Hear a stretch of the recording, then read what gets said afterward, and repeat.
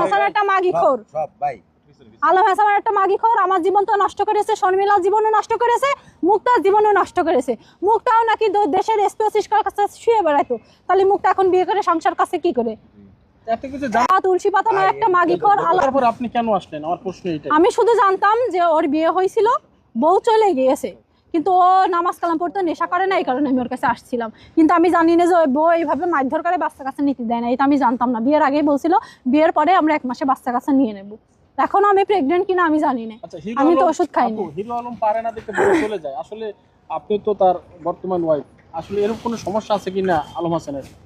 কি আলম হাসানের শারীরিক কোনো সমস্যা নেই, লুইস তোর গ্রেট, আবার শারীরিক সমস্যা কিসের হবে? দেশের জায়গায় সুতি পছন্দ করে আলম হাসান। মানে আলম হাসান সবকিছু পারফেক্ট থাকার পর তার বউ যাওয়ার কারণ সবকিছু পারফেক্ট থাকার পরেও বউ যায় কিসের জন্য? ও আসলে লোভ লালসাই, ও কন্ট্রোভার্সি করতে চায়। কিন্তু একটা মেয়ে আসলে বিয়ের আগে যেমনই থাক না কেন, বিয়ের পরে চায় না যে তার ইজ্জতহানি হোক। ও চাই যে ওর প্রতিনিয়ত অন্য মানুষ কন্ট্রোভার্সি করুক, শাকিব খানের নিয়ে কথা বলার দরকার নেই, অন্য মানুষ কথা বলুক, এইটা চাই। ও চাই যে আরো ওর মিলিয়ন মিলিয়ন ভিউ হোক। আপনি আগের ভিডিও দেখেন আর আমার সাথে ভিডিওর পরে দেখেন যে ওর নিয়ে কত, মানে ওর ভিডিও কতটা ভাইরাল হয়েছে।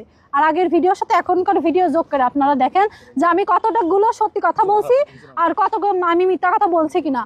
আর আমি জানি এই ভিডিওতে কথা বলার পরে একটা কথাই বলবো, পতিতা বৃদ্ধি করে ও খানকি বেশ্যা, আমি কিভাবে সংসার করব। আমি তোরে বলি, আমি যদি খানকি বেশ্যাই হই তাহলে তুই বিজিবি চাকরি করতিস, তুই তো সরকারি একটা প্রশাসনের লোক, জেনে শুনে কিভাবে তুই আমার বিয়ে করলি? আমি যদি খারাপই হই তুই তো দেখে শুনে নিয়ে আসিস, এখন উঠতি বসতি তুই কেন খানকি বেশ্যা আমাকে বলিস? তুই কি ভালো নাকি? তুই তো 4-5 ঘর মেরে এসে তারপরে আমার বিয়ে করেছিস। এই তো না যে তুই ফেরেশতা। আলম হাসান তুই কি ফেরেশতা নাকি যে তুই আর একটা ফেরেশতা কিভাবে তুই কিভাবে আর একটা ফেরেশতার বিয়ে করতে চাইস? তুই তো ফেরেশতা না, তুই সারা জীবন মাগিছিস, এখন হজে বসিছিস, তুই কিভাবে বলিস তুই ফেরেশতা? আর সবসময় বলে মেয়ের মার বিয়ে করা উচিত। আমি প্রত্যেকটা বাংলাদেশের মেয়েদের বলি যে আলম হাসানের আপনারা যেখানে পাবেন সেখানে 2টো করে জুতার বাড়ি দেবেন। ও সব মেয়েদের মা জাতির ছোট করে কথা বলে, ও আমাদের মার বিয়ে না করে ওর মারও বিয়ে করুক। ও মা জাতির কেন ছোট করে? আপনারা যেখানে আলমের পাবেন সেখানে জুতোর বাড়ি দেবেন, তখন দেখবেন এক বউ নিয়ে সংসার করবে, বউ ব্যবসাও ছেড়ে দেবে। রিক্সা চালায় খান ভাই, তাও ভিডিও করে খেয়েন না, বউ ব্যবসা আপনারা করেন না। যারা ভিডিও করছেন আমি জানি তারা কেউ কখনো বউ হয়তো পাবলিকলি একটা ছবিও তুলতে দেন না। বাড়ি হয়তো কুটুম গেলে আপনারা কুটুমির এক ঘরে খাবার দেন, বউ আর এক ঘরে রাখেন, এরকম করেন। কিন্তু আলম তার বোর ফিগার, ব্যাক সাইড সবকিছু দেখাতে পছন্দ করে। এটা নিয়ে যখনই আমি কথা বলি তখনই সে আমার রাখবে না, এটাই হলো আমার অপরাধ, তাছাড়া কিছু না। এই যে আপনি যাওয়ার পরে যদি কোনো আপনার মতন কেউ আসতে চায় তাদের উদ্দেশ্যে আপনার কি বলার? আমি যাওয়ার পরে যদি আমার যাওয়ার কোনো ইচ্ছা নেই, আমি তো ছাড়বোই না, আমি সেই দেখে ছাড়বো। আর যদি কোনো মেয়ে ওর লাইফে আসে তার দোজক, সে একবারে ভাববে যে পরকালে দোজক নেই, কেন দোজকের মুখটা দেখে যাওয়া লাগবে। কথা বলছে এখনো আমার পেটে ব্যথা করছে। আমার বিয়ের আগে এরকম কোনো পেটে ব্যথা ছিল না, আমার কোনো সমস্যা ছিল না।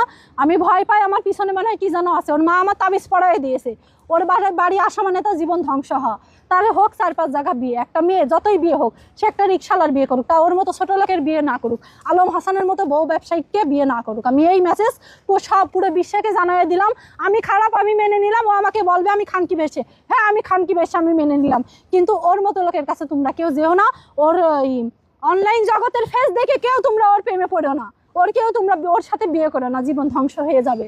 আমি একটা শিক্ষিত মেয়ে হয়ে, আমার ফ্যামিলি আছে, আমি সব কিছু মানে জেনে শুনে ভুল করেছি। আমি যে ভুল করেছি সেই ভুল তোমরা করো না। আর শর্মিলাকে একটা মেসেজ দিই, তুমি আমাকে বুড়ি বলেছো, অনেক কথা বলেছো, এইগুলা নিয়ে আমি তোমাকে কোনো গালাগালিও দেবো না, আমি তোমাকে কোনো বাজে কথাও বলবো না। তুমি ইয়াবে অ্যাডিক্টেড অনেক কিছু বলেছো। আমি আমার আলম হাসানের সাথে যখন ভিডিও করেছি, তোমার এক্স হাজব্যান্ড আমাকে যা শিখাইয়া দিয়েছে আমি তাই বলেছি। তুমি আমার কোনো শত্রু ছিলে না আর শত্রু হবাও না। তুমি আমার নিয়ে মানে এরপরেও বাজে কথা বলো, আমি তোমার নিয়ে কোনো বাজে কথা বলবো না। কেন না